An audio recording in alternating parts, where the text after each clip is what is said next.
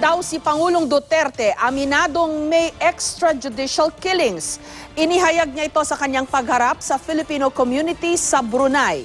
Pero agad ding nilinaw ng Pangulo na hindi niya ipinag-utos ang mga pagpatay. Live mula sa Brunei, may report si Cedric Castillo. Cedric.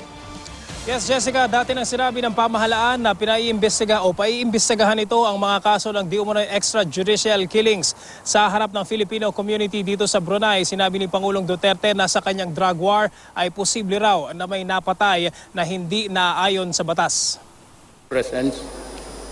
Sa kanyang pagharap sa Filipino community sa Brunei, si Pangulong Duterte na rin ang nagsabi, maging siya naniniwalang may extrajudicial killings na nagaganap. Pero may nilinaw din agad ang Pangulo sa kanyang pahayag.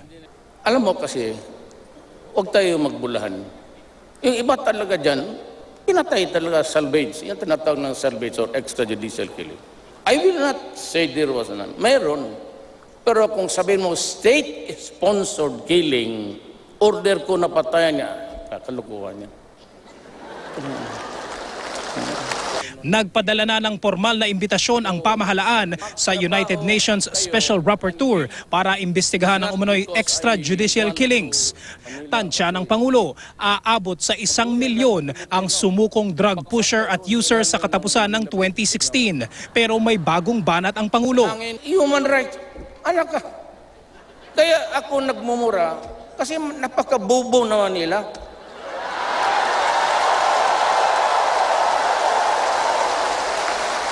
Hindi ako galit sa kanila. What I'm trying to say, I am totally exasperated as the word. Na hindi nila alam ang batas. Lampas 23,000 Pilipino ang nagtatrabaho sa Brunei.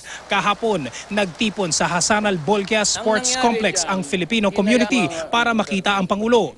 Alas 2 ng hapon naman kanina sa Istana Nurul Iman, ang official residence ng Sultan ng Brunei, sinalubong ni Sultan Haji Hassan al-Bolkiah si Pangulong Duterte.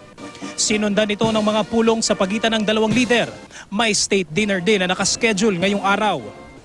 30 taon na ang ugnayan sa pagitan ng Pilipinas at ang Brunei at aabot sa $17 million ang kalakalan sa pagitan ng dalawang bansa. Sa pagpunta rito ni Pangulong Rodrigo Duterte, nais daw ng Pilipinas na lalo pang pagtibayin ang ugnayang ito.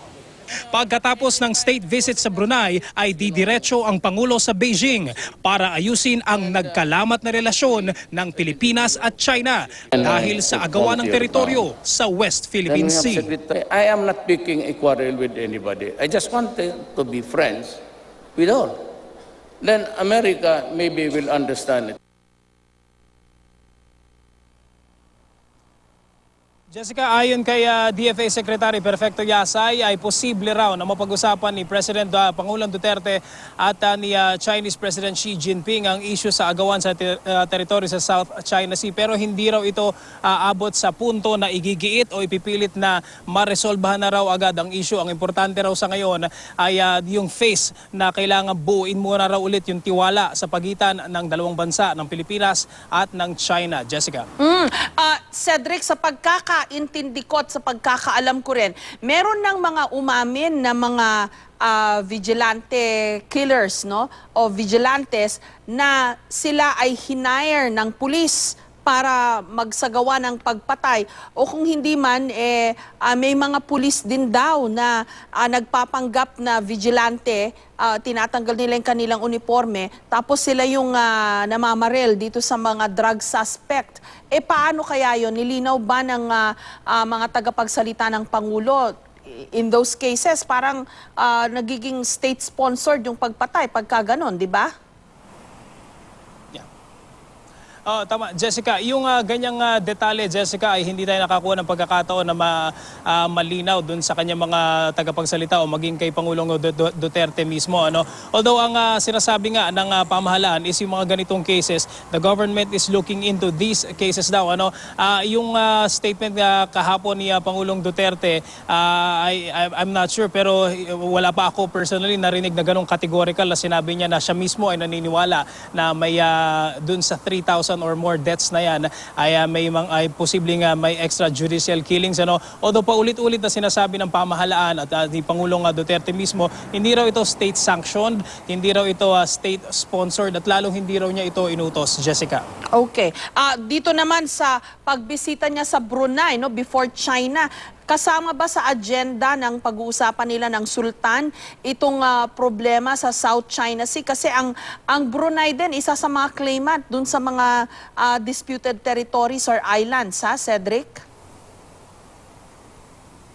Yeah, tama yan, Jessica. Ang una na nating natanong kahapon ay yung ambassador ng Pilipinas dito sa Brunei. Tinanong natin kung meron ba naging epekto sa attitude ng Brunei towards yung agawan sa teritoryo. Yung pagbabago, yung policy shift ng Pilipinas. Alam naman natin dati ay ipinipilit natin o ipinupush natin, ay inireklamo natin ang China sa arbitral tribunal. Pero ngayon, si Pangulong Duterte is nagiging, kumbaga, binubuhay niya ulit yung relasyon sa pagitan ng China at Pilipinas. Ang Brunei daw ay nananatiling committed doon sa kanyang panawagan na iresolbahan daw ang lahat ng issue na ito sa mapayapang paraan. Kanina ay ayon naman kay DFA Secretary Yasay ay nanindigan pa rin daw ang Pilipinas at ang Brunei na itong ganitong mga issue daw ay dapat exclusive na pag-usapan bilaterally. Ibig sabihin daw ang Brunei pag makikipag-usap sa China o posibleng makipag-usap sa China, hindi makikialam ang Pilipinas o iba pang mga bansa. Gayon din daw ang Pilipinas, hindi raw dapat pakialaman ng anumang bansa o ng Brunei yung bilateral talks sa China. Jessica. Maraming salamat sa iyo, Cedric Castillo.